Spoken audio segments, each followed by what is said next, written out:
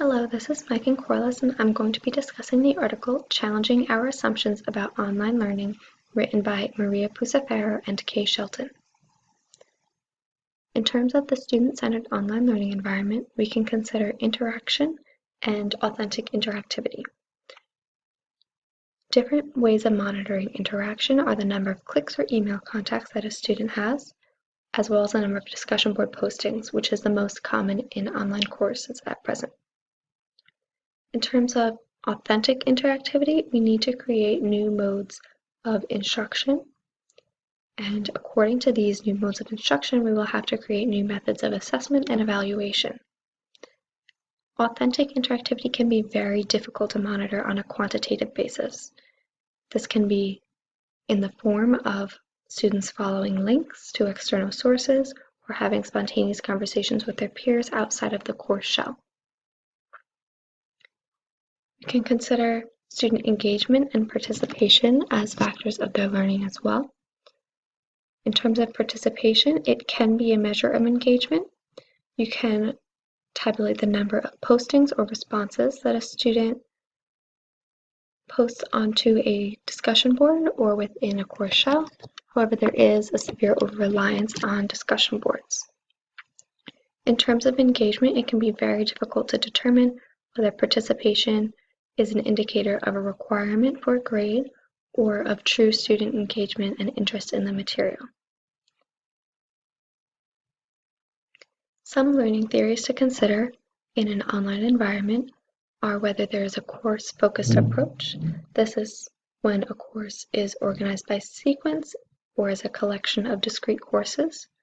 Unfortunately, there can be a lack of communication among faculty, particularly of adjunct faculty, especially when their communication is primarily built around the interaction of online pedagogy rather than of an academic or interdisciplinary policy or issue to have a true academic discussion.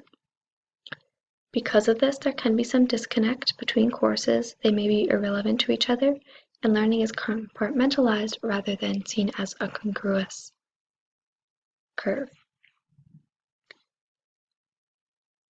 Another learning theory used in online instruction is constructivism. This incorporates both active learning and knowledge construction. Some pedagogical strategies that are relevant to this learning theory include discussions, case studies, group work, and different manners of engaging in the process of knowledge construction. So many instructional designers of online courses prefer to integrate multiple theories, including the constructivist approach, the approach of connectivism, as well as the theory of multiple intelligences. In terms of the next generation of online learning, we are moving towards a more connectivist approach, where students are seen as more self-directed active learners, and courses are more personalized for the learner. So we are moving away from learning management systems and toward more personalized learning environments.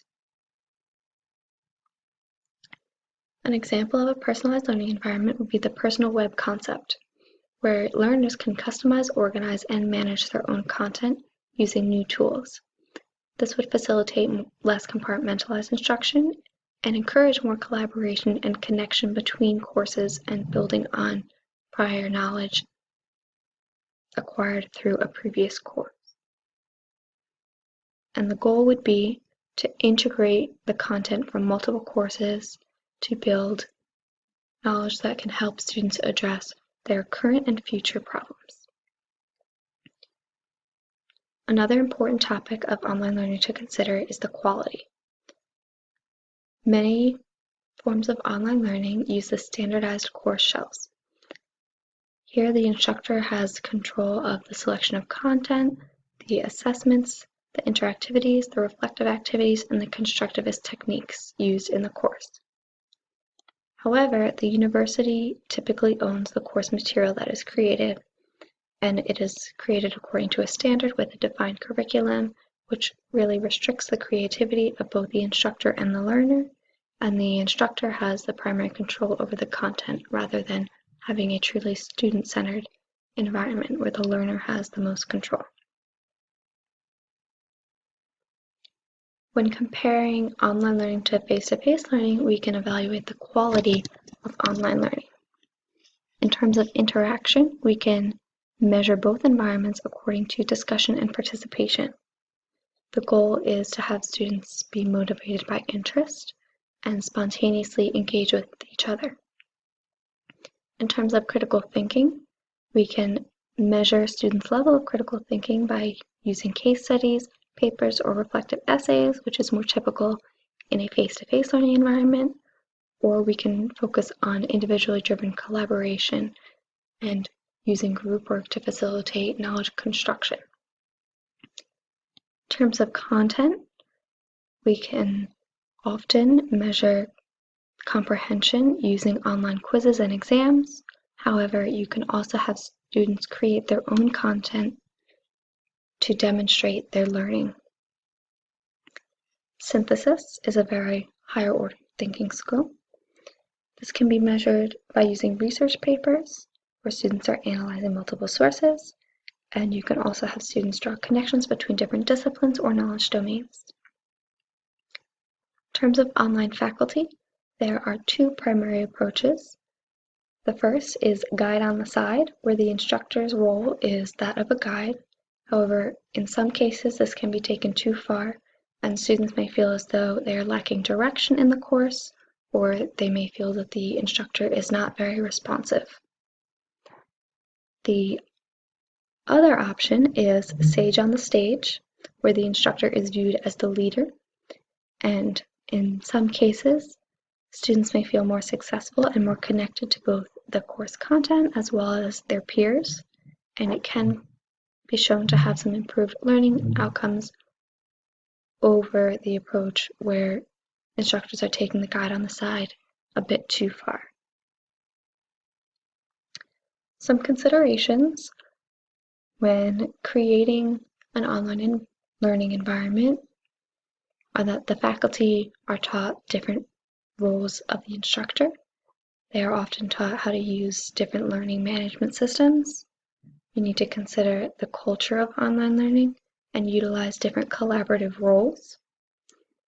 An ideal would be to have the instructor take on the role of a mentor and a facilitator, not necessarily the role of the sage or of the guide, and to have a variable role throughout the course according to student need and depending on the interactivity of the course in each compartment.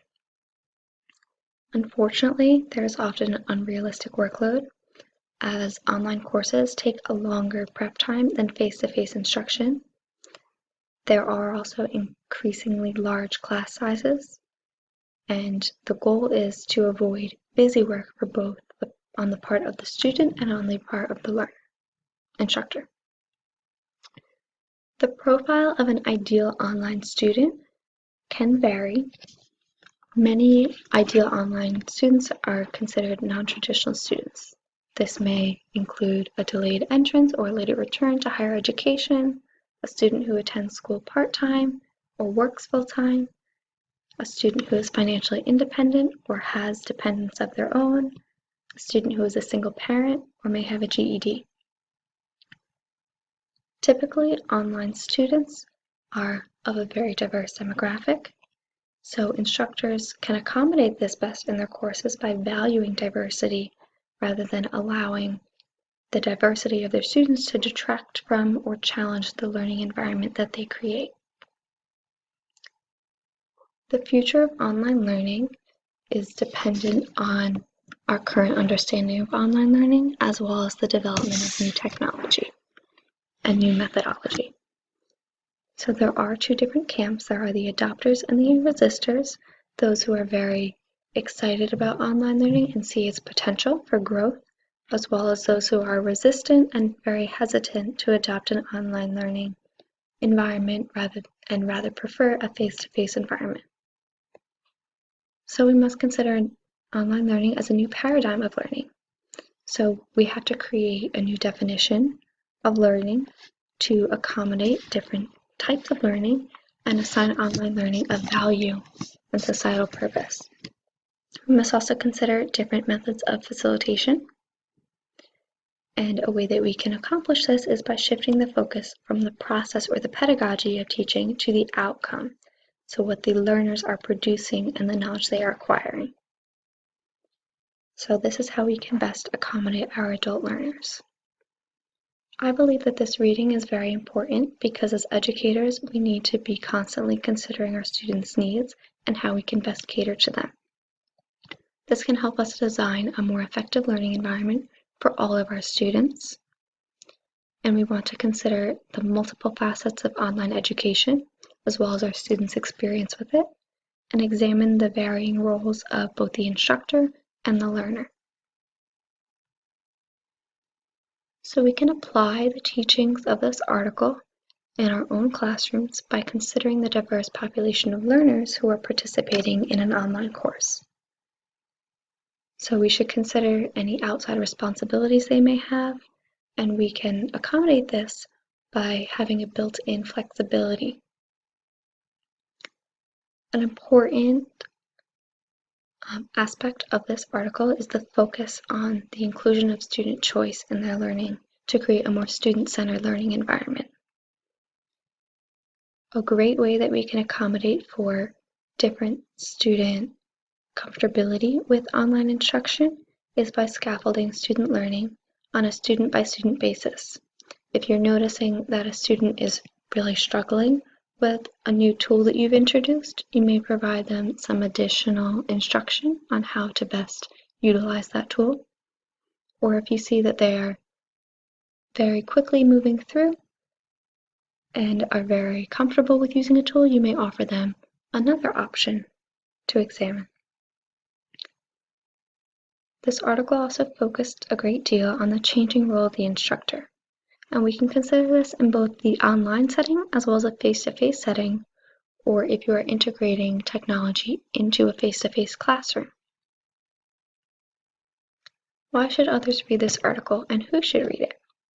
Any educators who are designing online courses would benefit from reading this article to better address the needs of their students in the classroom. And that is both the physical classroom or the online classroom, so that they can better accommodate their diverse population of learners. Another population who would benefit from reading this article are learners who participate in online courses to encourage their active participation, as well as to understand the degree of learning control in the online environment. Another group who should read this article are educators who integrate technology into a face-to-face classroom or who run a hybrid program where they are integrating some time with their students face-to-face and some time with their students in an online environment. This can help to guide your students' future learning endeavors, as well as developing student comfortability and proficiency in an online learning environment. Here's my reference of the article, and I hope you enjoyed this presentation.